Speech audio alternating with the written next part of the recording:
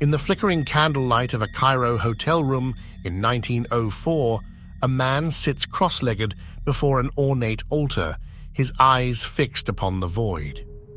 The air is thick with incense and expectation. For 3 days, he will commune with what he believes to be a supernatural entity, transcribing its messages in a fever of inspiration. This man is Edward Alexander Crowley, better known to the world as Aleister Crowley, and he is about to receive what he will claim is the holy text of a new aeon, the Book of the Law. The world would never be the same, though whether for better or worse remains a matter of fierce debate. Born into Victorian-era privilege in 1875 to wealthy Plymouth Brethren parents, young Edward Alexander Crowley emerged from a childhood steeped in strict Christian fundamentalism like a cobra shedding its skin, transformed, venomous, and determined to strike at everything his upbringing represented.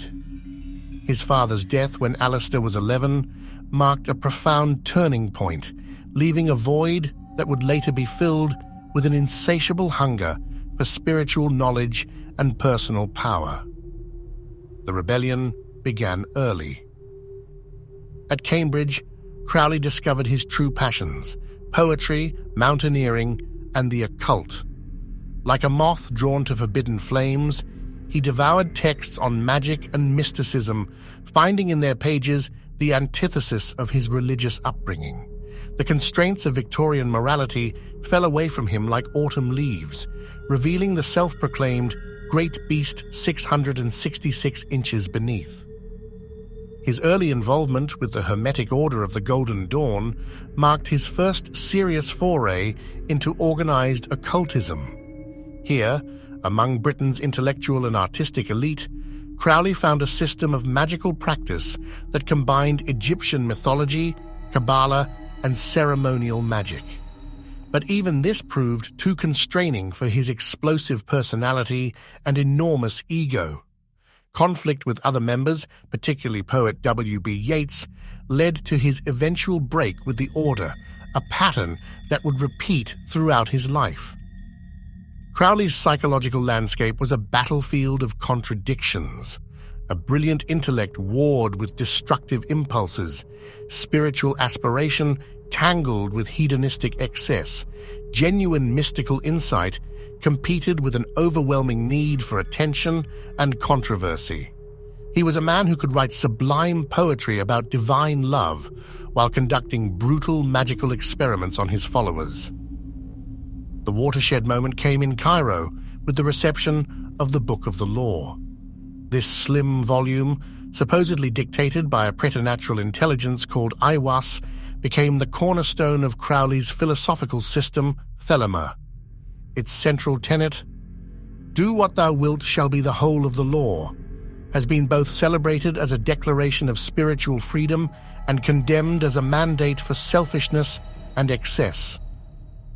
Crowley's interpretation of this law was more nuanced than his critics admitted. To him, one's true will was not mere hedonistic impulse, but a sacred destiny aligned with cosmic purpose.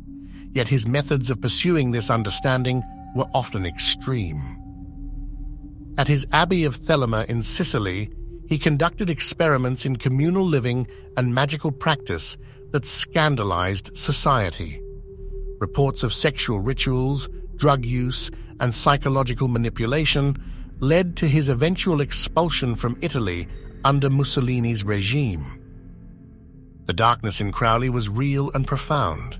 His relationships were often destructive, marked by psychological manipulation and emotional vampirism. Many of his magical children, students, and lovers met tragic ends through suicide, insanity, or addiction. He seemed to attract troubled souls and, rather than healing them, often led them deeper into their personal shadows. Yet there was light as well. His system of magical practice was surprisingly systematic and practical. His writings on yoga and meditation were ahead of their time in bringing Eastern spiritual practices to Western audiences. His development of the Thoth Tarot deck with artist Lady Frida Harris remains a masterpiece of esoteric symbolism. Even his infamous sex magic practices, stripped of their sensational elements, represented a serious attempt to harness human sexuality for spiritual transformation. Crowley's legacy is as complex as the man himself. He influenced countless artistic and cultural movements, from the Beat generation to the counterculture of the 1960s. Musicians, writers, and filmmakers continue to draw inspiration from his ideas and imagery, yet his name remains synonymous with dark occultism and moral transgression. His magical experiments often pushed boundaries of ethical behavior and human endurance.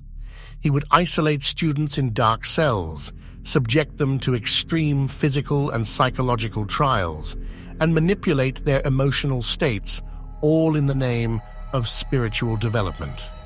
These methods, while often effective in breaking down social conditioning, left a trail of psychological casualties. Crowley's relationship with power was particularly complex. He craved it absolutely, yet claimed to seek it only for spiritual advancement. He demanded total submission from his followers while preaching individual liberty as humanity's highest goal. This contradiction played out dramatically in his personal relationships, where he often dominated and destroyed those closest to him. The First World War marked a turning point in Crowley's life and work. The global catastrophe seemed to validate his announcement of a new Aeon One that would sweep away old moral systems in a flood of violence and transformation. His activities in America during this period, including prodigious publishing efforts and attempts to influence public opinion, revealed both his global ambitions and his increasing isolation from mainstream society. As age advanced, Crowley's physical decline was matched by increasing poverty and addiction to heroin, prescribed originally for asthma and bronchitis.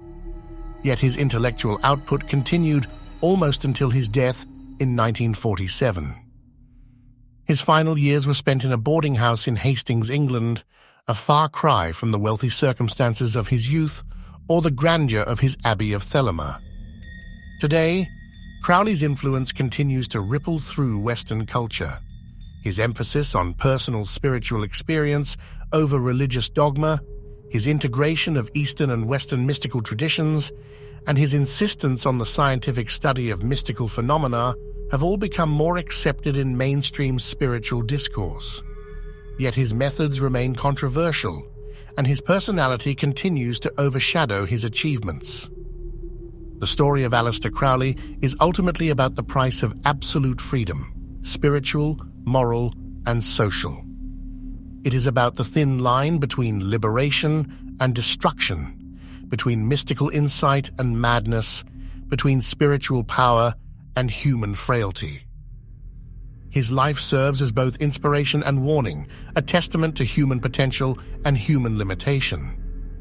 And perhaps, in some dark room somewhere, a lonely seeker still sits before an altar, channeling entities and pushing boundaries, following the path that Crowley blazed.